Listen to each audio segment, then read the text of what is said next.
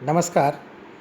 प्रथम वर्ष के छात्र हों या कि जीवन की पाठशाला के छात्र, एक प्रश्न का सबका सामना हम सबको प्रायः करना पड़ता है। वह प्रश्न यह है कि कविता क्या है? क्योंकि आप और हम देखेंगे कि हम जिस संस्कृति में रह रहे हैं, खासकर भारतीय संस्कृति, उसके चित्त का निर्माण काव्य और काव्यात्मक चरित्रों और ग्रंथों से हुआ है। यानी भारतीय संस्कृति और सभ्यता के निर्माण में काव्य की भूमिका प्रमुख रही है।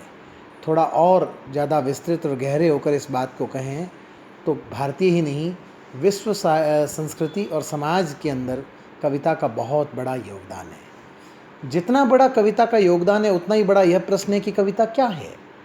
ऐसा नहीं है कि मैं आज जब आपसे बात कर रहा हूँ तो पहली बार इस प्रश्न पर विचार हो रहा है। मुझसे पूर्व अनेक वक्ताओं ने, अनेक विद्वानों ने, अनेक मनीषियों ने भारतीय काव्यशास्त्र की परंपरा से लेकर अब तक इस पर पर्याप्त चिंतन, मनन, विचार और मंथन किया है। मैं उस सब के नवनीत को आपके सामने रखने का प्रयत्न कर रहा हूँ और उसमें कुछ हिस्सा अपने अनुभव का भी जोड़े दे रहा हूँ, जिससे आपको ये जानने में सुविधा हो जाएगी कि वस्तुतः कविता क्या है। एक इसी से जुड़ा प्रश्न हमारे सामने आता है, बहुसंख्यक परिदृश्य में लोग कविता लिखते दिखाई देते हैं। क्या हर वह व्यक्ति जो कविता लिखता है या कविता की पुस्तक लिखता है कवि है? क्या जो कविता की पुस्तक नहीं लिखता लेकिन काव्य रचता है वह कवि नहीं है?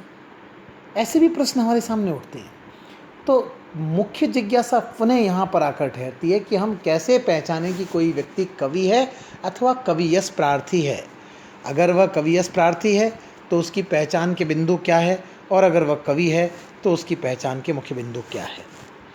जैसा मैंने आपसे निवेदन किया कि संस्कृत काव्यशास्त्र के उद्भट आचार्यों से लेकर हमारे समय में रामचंद्र शुक्ल, नामवर सिंह से लेते हुए अब तक के सारे विद्वान इस प्रश्न से अपनी अपनी तरह से जूझते आ रहे हैं और अपनी अपनी तरह से जूझते हुए भी इस पर विचार कर रहे हैं कि कविता क्या है, ये बताने का प्रयत्न करते हैं।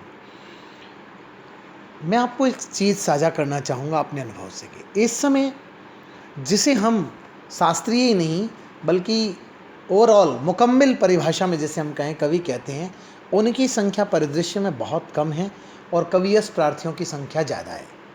कवियस प्रार्थी अपने को कवि कहलाने पर उतारू है और व्यापक समाज जनसंचार माध्यमों, सोशल मीडिया और अन्य माध्यमों के दबाव के चलते उन्हें कवि के रूप में सम्मान देने लगा है।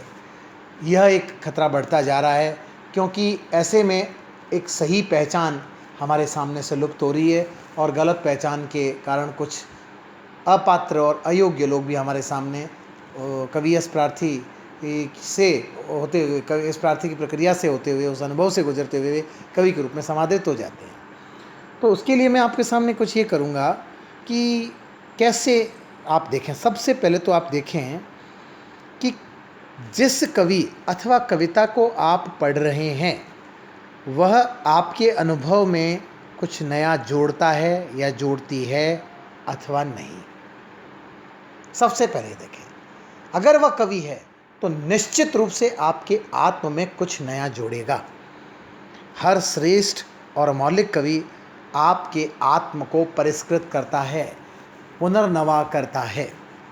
दूसरे, यह भी विचारें कि वह कवि या उसकी कविता केवल अनुभव की सूचना दे रही है या अनुभूति को व्यक्त कर रही है। यहाँ आपको ये ध्यान रखना पड़ेगा कि अनुभव और अनुभूति में पर्याप्त अंतर है।